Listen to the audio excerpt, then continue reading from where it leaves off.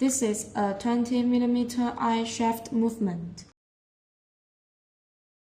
Place the sticker hook on the movement shaft first, and then pad the rubber pad on top of the hook.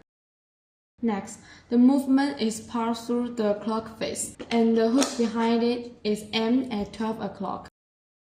Put on the washer and tighten the nut. It is recommended to use a handy tool.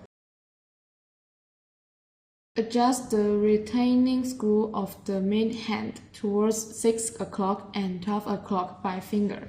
Then, press the hour hand to point it at 12 o'clock, parallel to the clock face. Lay the minute hand down, flat in the direction of 12 o'clock. Tighten the small knot to fix the minute hand.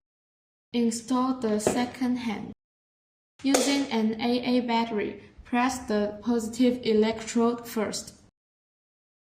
Finally, flip the knob to adjust to the correct time so far.